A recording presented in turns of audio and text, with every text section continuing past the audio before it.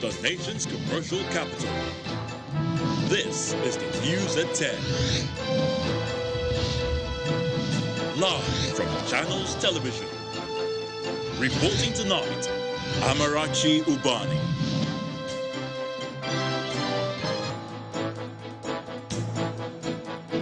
Tonight, residents narrate their experience the day after terrorists launched attacks on 3 communities in Kaduna local government area of Kaduna State, say 36 people were kidnapped during the raid. Governor-elect of Ekiti State, Biodun Oyebanji, denies allegations of vote buying by APC during Saturday's election as he visits the president in Abuja. Federal High Court Abuja halts INEC's plan to end voter registration on June 30, 2022, pending the determination of the motion on notice by the Socio-Economic Rights and Accountability Project, SERA. On business news tonight, West African Gas Pipeline Company says it is set to expand gas penetration in the region. On sports news tonight, reigning African champions, the Super Falcons of Nigeria, will take on the senior women national team of Japan in an international friendly at the Novir Stadium, Kobe, on October the 6th. And from Abuja, family of gospel artist Osinachi tells FCT High Court that the singer died of ulcer following starvation by her husband. International news from London. Less than 2 months after he was re-elected as president, Emmanuel Macron has lost control of the French National Assembly.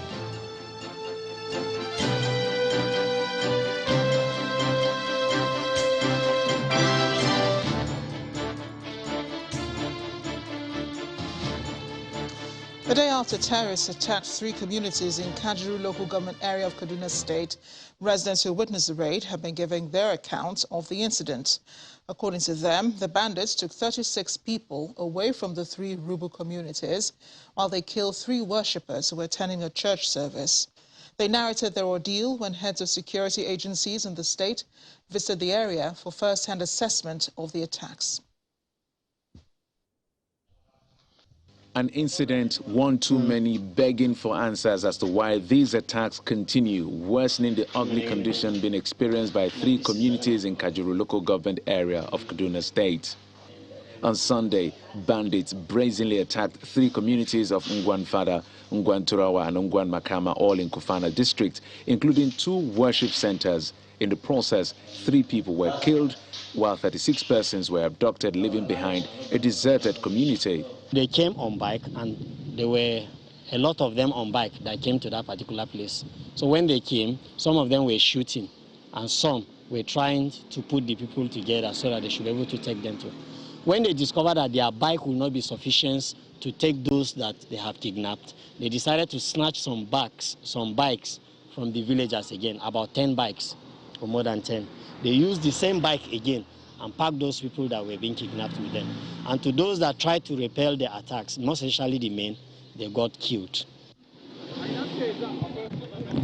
A troubling situation that informs this visit by the authorities led by the Commissioner for Internal Security and the Commissioner of Police. At this meeting, the chairman of Kajuru local government area suggests some measures to aid security in the area.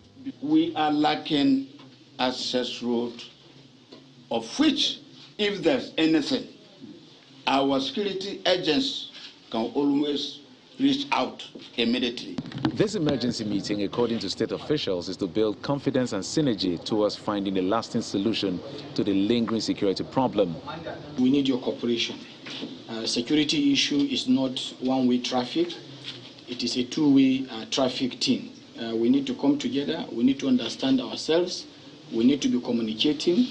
And we need to appreciate the sacrifices of our security agencies. In the next couple of days, the area commander will be around here.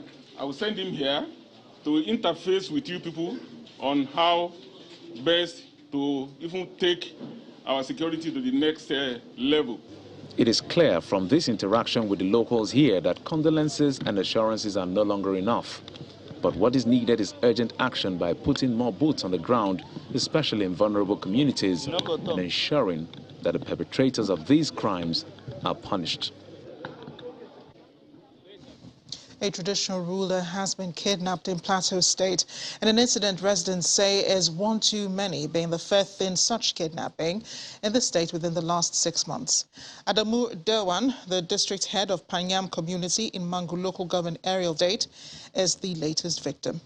Witnesses told Channels Television that gunmen invaded the traditional ruler's country home in the early hours of today and forcefully took him away before security personnel arrived at the scene.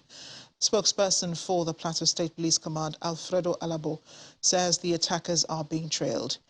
The abducted monarch is said to be among the contestants for the paramount seat of Mishkaham Magavul traditional throne, which he narrowly lost. The Plateau kidnapping follows a similar incident in Bauchi State, where gunmen abducted the village head of Zira, Yahaya Saleh, and his son Habibu in Toro local government area. The Commissioner of Police in the state, Umar Sanda, says a team of detectives and other operatives have been dispatched to the area for search and rescue of the abductees. And following widespread allegations of vote buying in Saturday's election in Ekiti State, the governor-elect, Mr. Biodun Oyebanji, says neither he nor the All Progressives Congress was involved. Instead, he canvassed for votes that saw him emerge as winner. He denied the allegations while speaking to State House correspondents after a visit to the president in his office, led by the APC national chairman, Mr. Abdullahi Adamu. Mr. Oyebanji maintains that he won the election based on his pedigree. The president began his week by receiving a number of party leaders who brought along with them the governor-elect of Ekiti State, Biodun Oyebanji, whom the president himself endorsed for governor in April this year. 48 hours after the conduct of the elections, Mr. Oyebanji is formally presented to the president by the APC national chairman, Mr. Abdullahi Adamu, in the company of the governors of Ekiti, Kebbi and Jigawa states. In a statement released by the special advisor to the president on media and publicity, Mr. Femi Adesina, the president lauded the conduct of the election. In a chat, the chairman of the campaign council, Governor Atiku Bagudu of Kebbi State, affirms that the landslide victory is significant for the party. The election management committee, chaired by Governor Badaru Abubakar, did an amazing job of monitoring the election. And we did tell Mr. President that this is an election where the Beavers machine worked properly, and the results of the election were in record time, and the security arrangement was quite impressive. And this couldn't have been possible without Mr. President's commitment to building institutions that can deliver free, transparent and fair processes. And being that this is an election, one of two elections that is taking place before the general election of 2023, it was a very significant win for us. They also react to allegations of vote buying, which led to a number of arrests. I will speak for myself. I canvassed for both. I had a manifesto that I unveiled to Ekiti people. So as far as we are concerned in APC, we did not involve in vote buying, but we've done so well, and we have a manifesto that pleases our people. The national chairman also reacts to fears that the placeholder as running mate for the APC presidential candidate may be unwilling to step down. Everything we've done so far, we've done very carefully with legal consultation, and we're cocksure we are not going to have the kind of speculation that you are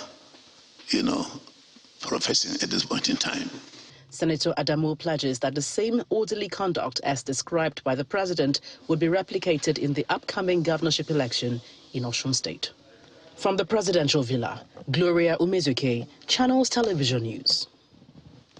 The chairman of the Forum of ex-PDP governors and former governor of Niger State, Mr. Babangida Aliyu, is defending the choice of Delta State Governor Ifeanyi Okowa as running mate to the PDP presidential candidate Atiku Abubakar for the 2023 presidential election.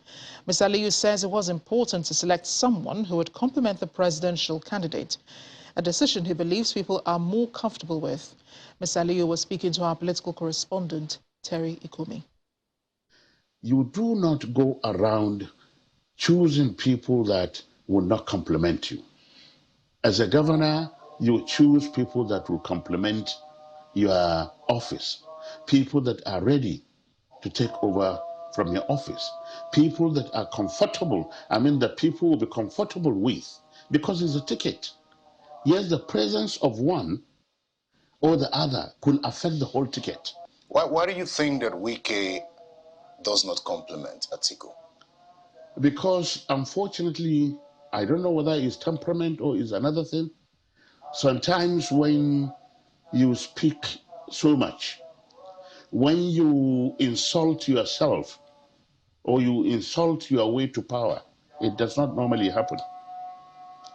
I can count many people who have been insulted, either through some people who say, well, he's saying his mind. No, there are certain times you don't say your mind.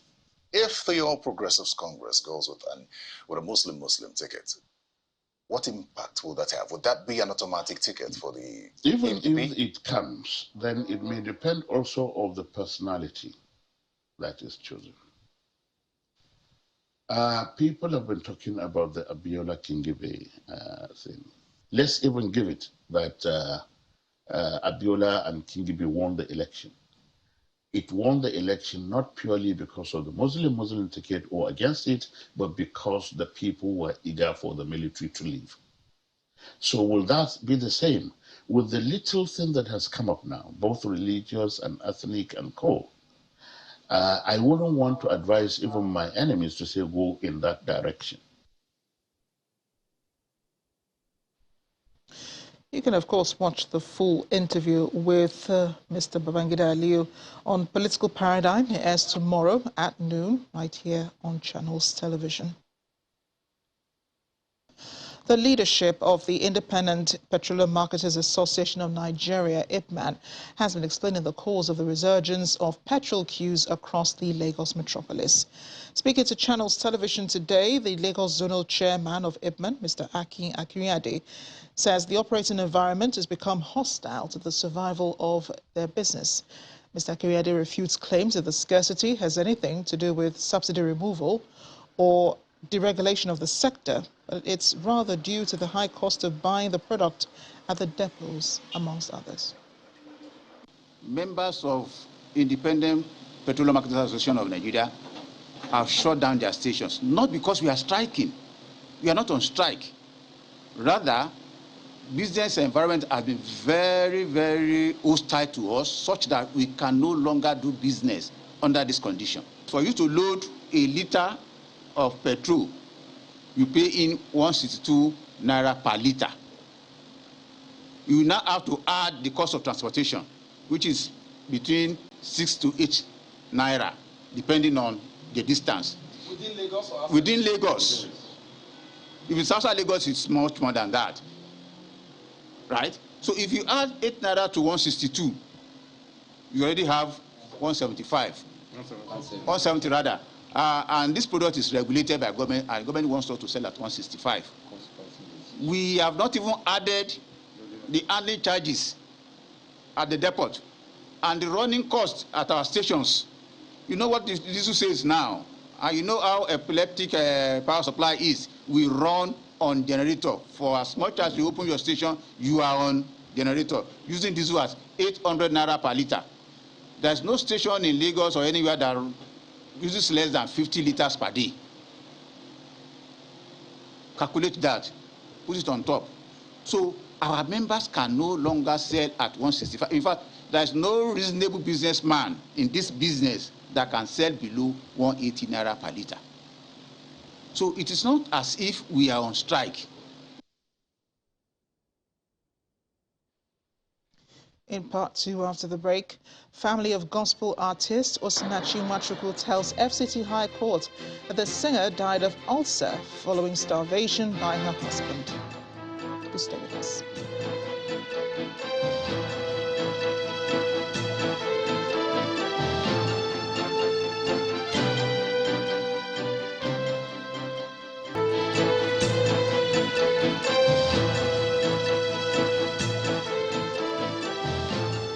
Welcome back. If it has joined us, watching the news at 10 live on Channels Television Lagos. A reminder of our top stories. Residents narrate their experience the day after terrorists launched attacks on 3 communities in Kajuru local government area of Kaduna State. Say 36 people were kidnapped during the raid. Governor-elect of Ekiti State, Biodun Oyebanji, denies allegation of vote buying by APC during Saturday's election as he visits the president in Abuja.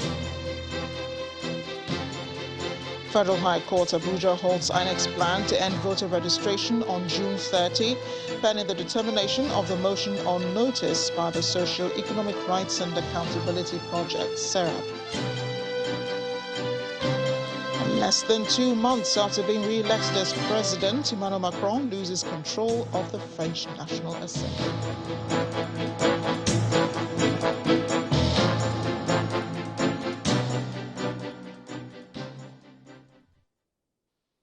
A former minister of the Niger Delta, Godsday Orubebe, has resigned his membership of the People's Democratic Party. In a letter addressed to the national chairman of the party, Iyocha Ayu, the former minister expressed dismay over the emergence of a northerner, Atiku Abubakar, as the party's presidential candidate. He also adds that he has communicated same to the chairman of Burutu, Ward 3, Burutu local government area in Delta State. Mr. Orubebe also claims that the present situation of the PDP does not inspire confidence that the party is ready to regain power in 2023. Justice Mobolaji Olajuwon of the Federal High Court in Abuja has stopped the Independent National Electoral Commission from ending the voter registration on June 30, 2022. The justice granted an order of interim injunction following the hearing of an argument on motion ex parte by Socio-Economic Rights and Accountability Project, SERAP.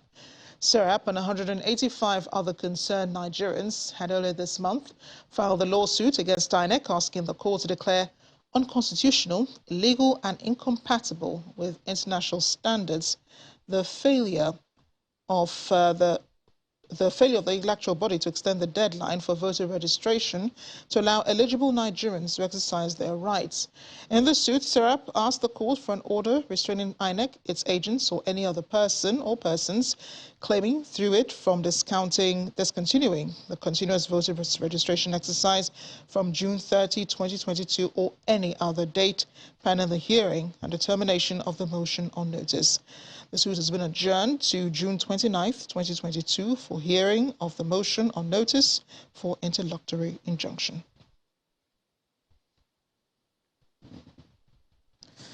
Remain in Abuja for a bit as Linda Kibe joins us now with more on the news at 10. Hi, Linda. Hello, Amarachi. Now, staying with electoral matters.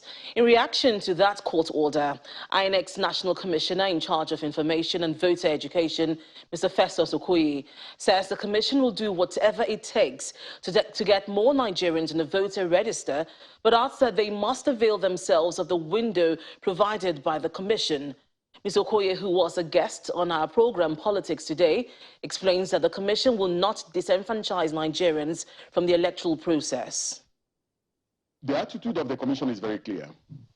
This particular commission will do anything that will add value to the democratic and electoral process.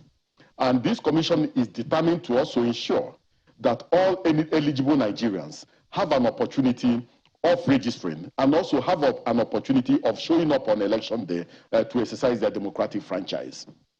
At the Youth Vote Count 2.0 in Lagos, the chairman of the commission made it clear that all options are on the table relating to the voters' registration process and appeal to all registrants or eligible registrants to become and exercise patience and conduct themselves in a manner that does not disrupt the electoral process. And he also promised that a few days before the end of the registration process, that the commission will meet and review the situation and make a decision or a determination that will be in the best interest of the Nigerian people. The trial of Peter Nwachukwu, husband of the late gospel singer Osinachi Nwachukwu, continued today at the Federal Capital Territory High Court, Abuja. Now, speaking through an Igbo interpreter, the mother of the victim tells the court of the ill treatment meted out to her late daughter by her husband. At the last sitting, the accused had pleaded not guilty to a 23-count charge bordering on domestic violence and homicide preferred against him by the federal government. Husband of the late gospel singer Osinachi, Peter Nwachukwu, at the Federal Capital Territory High Court in Abuja for the commencement of his trial in a suit instituted by the federal government over alleged homicide.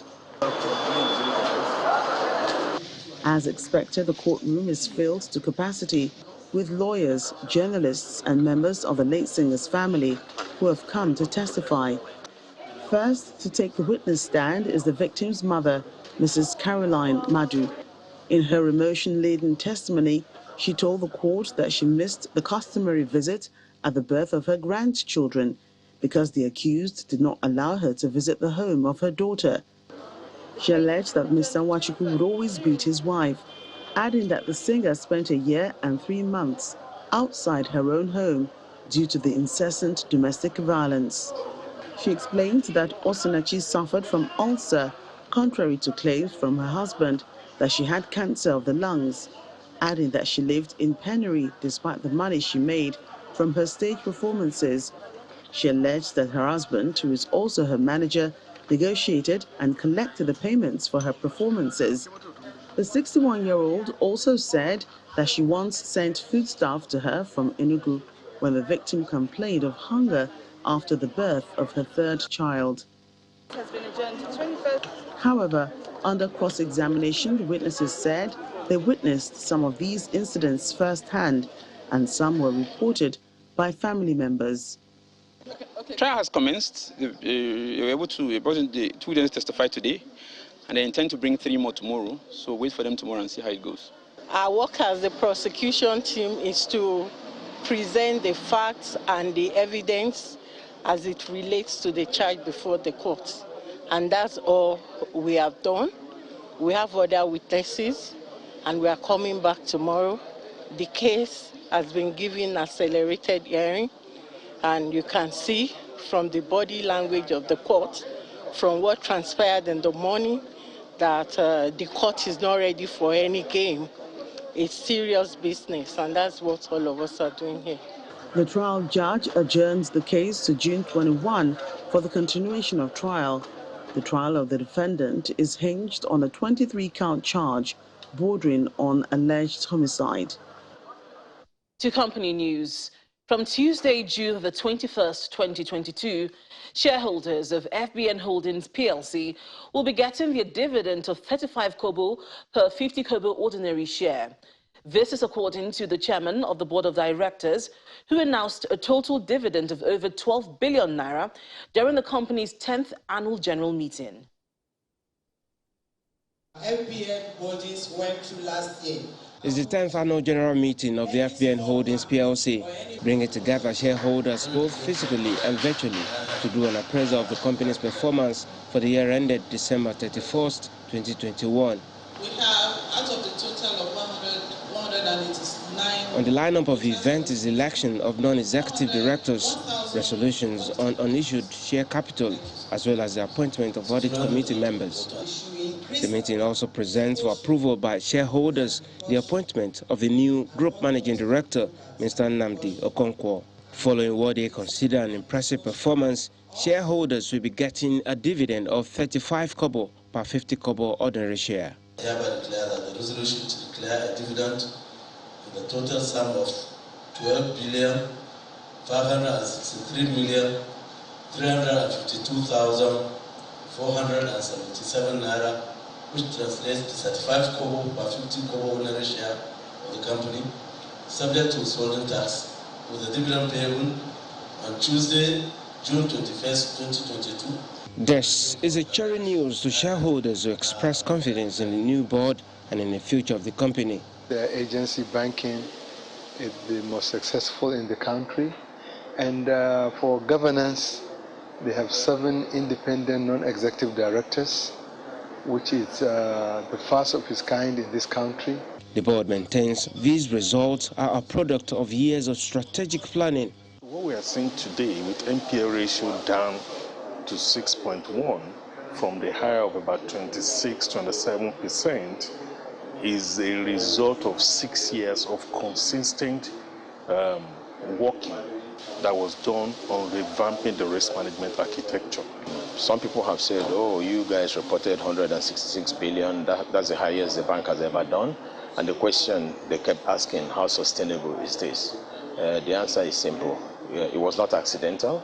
If you even back out, the recoveries, you see that earnings have improved. But more importantly, if you look at our Q1 numbers, we delivered profit numbers of 36 billion. With an outstanding result of the first quarter of 2022, the reduction to 5% of non-performing loans, and the recorded improvement of the subsidiaries across Africa, the company assures its over 1.1 million shareholders of more fruitful days ahead.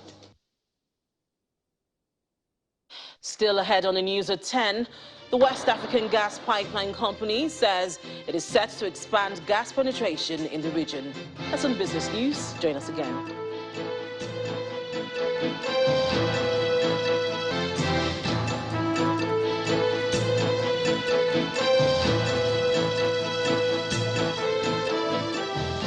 Welcome back. International breweries, makers of Hero Lager beer, is eager to see clubs in the Nigeria Professional Football League become as big as their counterparts in the English Premier League. The brand is also determined to reward customers, who are mostly football lovers, by providing them with top quality content from the local scene. This report takes a look at efforts at growing the game, especially in the southeast, where the brand enjoys massive patronage. Oka Township Stadium comes alive with Euro Lager brand decorations as fans enjoy the best of the Nigeria Professional Football League. Beautiful dresses representing the local clubs being sponsored by Euro Lager beer in eastern Nigeria hang strategically at the stadium. Rangers International and Rivers United face off in the beautiful game watched by many fans.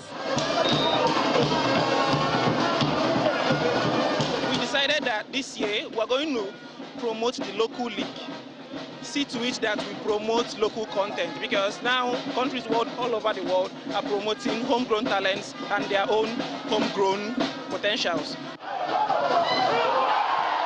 International Breweries, makers of Euro Lager brand, is determined to reward customers, especially those who are football lovers, with top quality content from the local scene.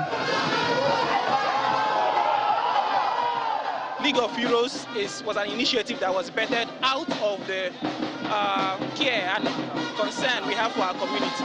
It's from the passion we have to promote our community and ensure that we play an integral role into its development. So Hero is proud to be sponsoring the local league, and we want to see the other people come on board and promote this league.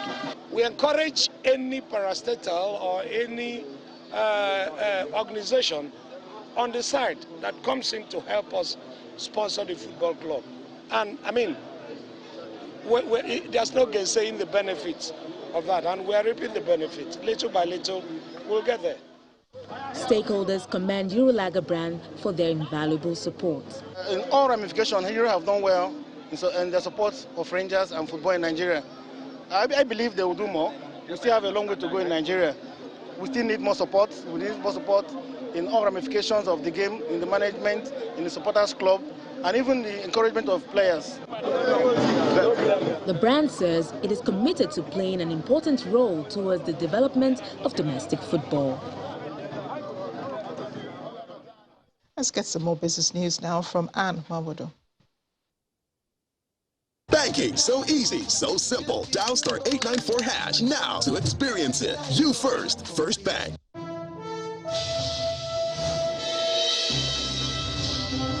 Thanks a lot, Amarachi. Hello and welcome to Business News. The West African Gas Pipeline Company Limited, WAPCO, a limited liability company that owns and operates the West African Gas Pipeline, has marked 10 years since it started commercial operations. WAPCO says that it is taking steps now to expand and develop huge gas resources across the region.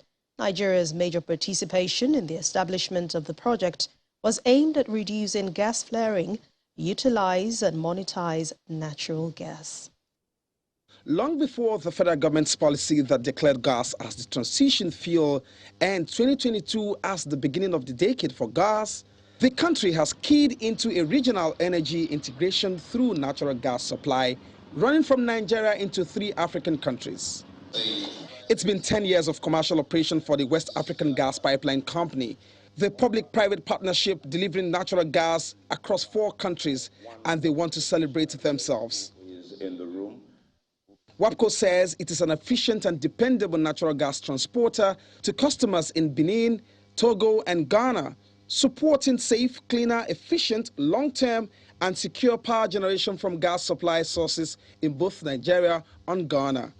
I must, without fail, appreciate my team, the one WAPCO family here in Nigeria, at our facilities in Atoki, Acacia, and our Lagos Beach compressor station, for your belief in the WAPCO vision. Over 9 million man-hours have been achieved without any recordable injury or loss. It means some workers had to be rewarded.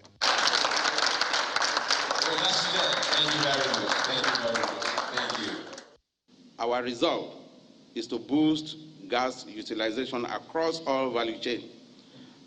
And this underpinned our naming the decade as the decade of gas.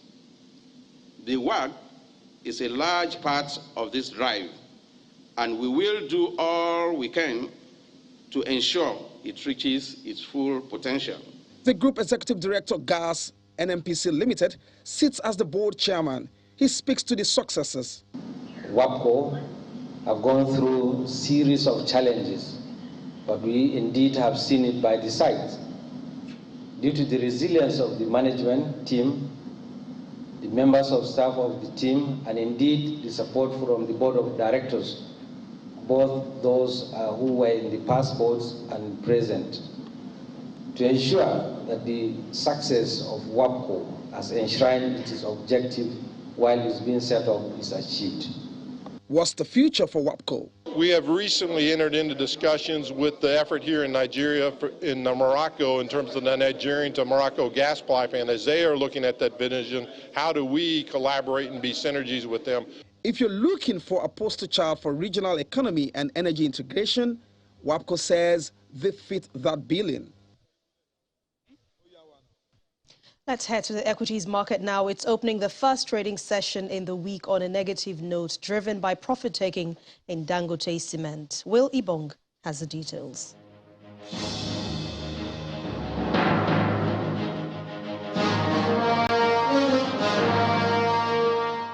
Hello and welcome to the Stock Market Report.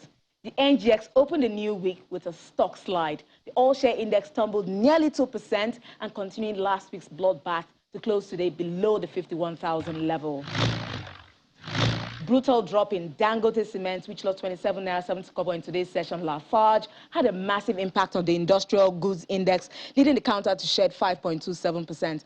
The losses in flour mills, Unilever, UAC pushed the consumer goods index down 1.16%, while Zenith Bank bolstered the banking counter, keeping the index well in green territory. The massive sell-off in stocks of Dangote Cement did bring it to feature on the list of top decliners.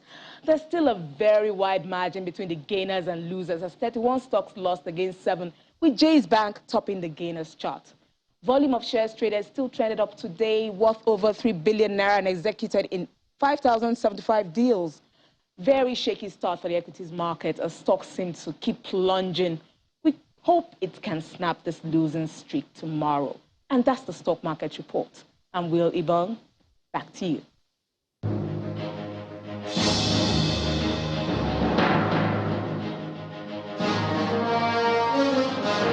Thank you, Will. On the international scene, the U.S. market is closed today due to a public holiday. But let's see the closing numbers for other markets around the world.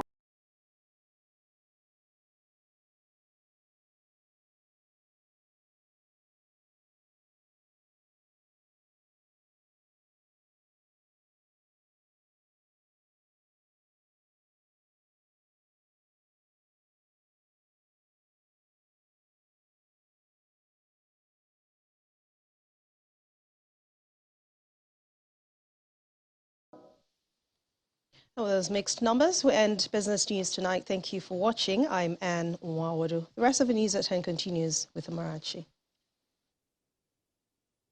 Banking, so easy, so simple. Dial star 894 hash now to experience it. You first, First Bank. Thanks a lot. And coming up next on the news at 10, less than 2 months after he was re-elected as president, Emmanuel Macron has lost control of the French National Assembly. Join us again.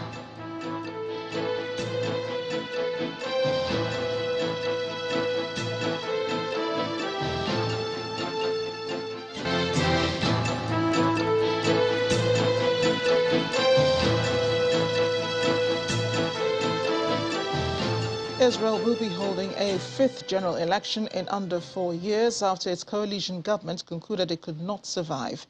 A major development, Prime Minister Naftali Bennett will switch places with alternate Prime Minister Yair Lapid under an existing deal. Commentators say an election could take place in October. Meanwhile, French President Emmanuel Macron lost his majority in the National Assembly in France. Simon Pusey has more in Around the World in 5. Good evening and welcome to the Channel Studios here in London with your international news around the world in 5. Less than 2 months after he was re-elected president, Emmanuel Macron has lost control of the French National Assembly following a strong performance by a left alliance and the far right. His main rival, Jean-Luc Mélenchon, said Macron faces total defeat, while far-right leader Marine Le Pen vowed to unite what she called patriots on the left and right. Macron had called on voters to deliver a solid majority, but his centrist coalition lost dozens of seats in an election that has left French politics fragmented.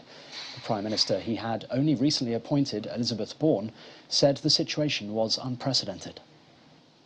At least 59 people are known to have died in lightning strikes and landslides triggered by severe monsoon storms in India and Bangladesh. Millions of people have been stranded while emergency workers have struggled to reach those affected. Forecasters are warning that the flooding is expected to get worse over the next few days. Bangladesh government officials have described the recent flooding as the country's worst since 2004. Unrelenting rains over the last week have inundated vast swathes of the country's northeast region, exacerbated by runoff from heavy downpours across mountains in neighbouring India. Meanwhile, a fire engine has been swept down a flooded road in Guangdong province's Shaoguan city as southern China continues to be pounded by severe storms and flooding. The area was hit by a rare convergence of record rainfall, heat waves and a tornado in the southern city of Guangzhou, displacing millions of people, damaging properties and swamping farmland. The early summer storms have been greater in intensity and more prolonged than usual this year, with precipitation in Guangxi, Guangdong and Fujian at its highest since 1961. Russia's blockade of millions of tons of Ukrainian grain is a real war crime, that's according to the EU Foreign Policy Chief Josep Borrell. EU foreign ministers are meeting to discuss the crisis. Western countries have demanded Russia stop blockading Ukraine's Black Sea ports and allow vast stores of grain to reach world markets. The blockade has sparked warnings that tens of millions of people are at risk of famine and has sent food prices soaring. The former mayor of Bogotá and ex-rebel fighter has become Colombia's first left-wing president. Gustavo Petro, a current senator, defeated the right-wing construction magnate Rodolfo Hernández. Figures show he took 50.5% of the vote, defeating his millionaire rival by a close margin of around 700,000 ballots. The result marks a major change for the country, which for decades has been led by moderates and conservatives. Ethiopia's Prime Minister Abiy Ahmed has called the killings of scores of people horrific and unacceptable, saying restoring peace and security is his government's priority. There is no official figure for the death toll in Saturday's attacks, but some reports suggest it could be more than 100. The Prime Minister is often criticised for failing to deal with the worsening insecurity across Ethiopia. There's been an unprecedented surge in communal violence and ethnic conflicts since he came to power 4 years ago. Tens of thousands of people have gathered in the centre of Brussels to protest against the cost of living. Strikes forced the Brussels airport to cancel all departing flights and halted many bus services across the country. Unions said around 80,000 people had joined the protest. Train services were running partly to allow protesters to converge on the capital. Inflation hit 9% in June in Belgium, mirroring sharp price rises elsewhere. Belgium has handed over the only known remains of the murdered Congolese independence hero Patrice Lumumba to his family during a ceremony in Brussels. Lumumba became the Democratic Republic of Congo's first democratically elected prime minister after independence from Belgium in 1960. His government lasted just 3 months before he was overthrown and assassinated. His body was never found, but one of his teeth was recovered. A Belgian official handed a blue box containing the tooth to members of his family. And finally, footage of Prince William working for a homeless charity unannounced earlier this month has been released. The second in line to the British throne was spotted in early June standing on a Westminster street as a vendor for the Big Issue, which is sold by homeless people in Britain as a way of earning money. He described the work as eye-opening, saying he was committed to highlighting the problem. Charity Crisis estimated that 227,000 British households experienced homelessness during 2021. And that's your international news around the world in 5. Now back to the Channel studios in Lagos. Ayatollah Balogun has sports news.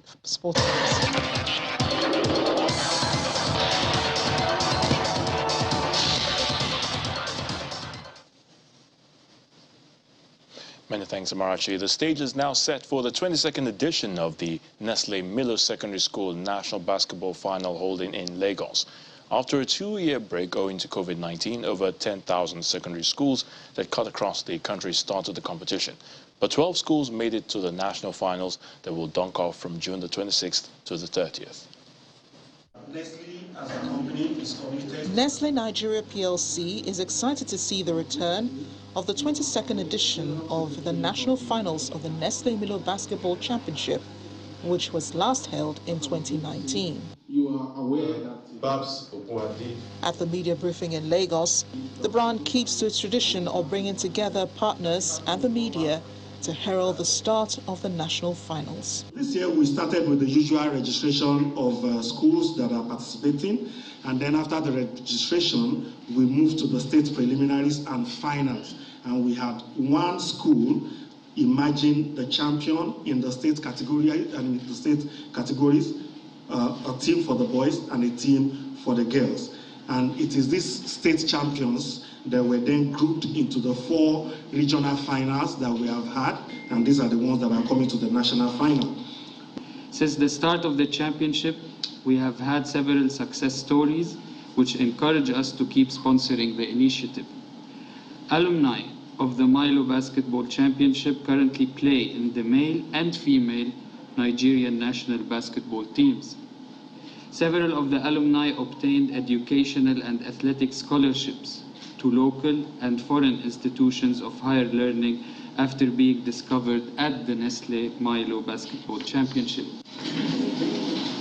High point of the media briefing is the handing over of the championship trophy to the Nigeria School Sports Federation by the sponsors. For B1, that will be the host, which is Lagos State, and we have a team, Topfield College, Apapa. This year, 6 teams, each in the boys and girls categories, are drawn in 2 groups and will slug it out to make the final 2. I'm very excited, and as a brand, it gives us a great delight that we all can come back, we can compete, we can actually express our passion, you know, the way it has always been. But the good thing, like the NCSF has said, is that we're going to be respecting the COVID protocols that have been set in place by FIBA and the Nigerian Basketball Federation. The final will hold at the indoor sports hall of the National Stadium in Lagos on June 30. The 9-time African champions, the Super Falcons of Nigeria, will be busy during the FIFA Women's International window in October and will face Japan in an international friendly game at the Novara Stadium in Kobe. Nadeshiko Japan are rated 13th in the world, while the Super Falcons are 39th. Both teams met 3 times, only once at competitive level in the 2004 Olympics, with Japan edging Nigeria by a lone goal, while the 2 friendlies in 2013 were also won by the Japanese ladies.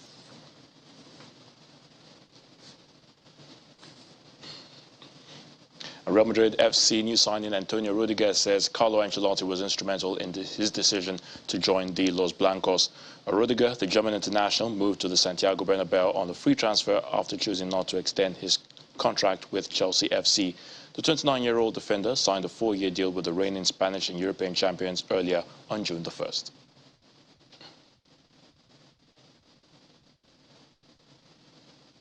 That sports news is back to you, Marachi.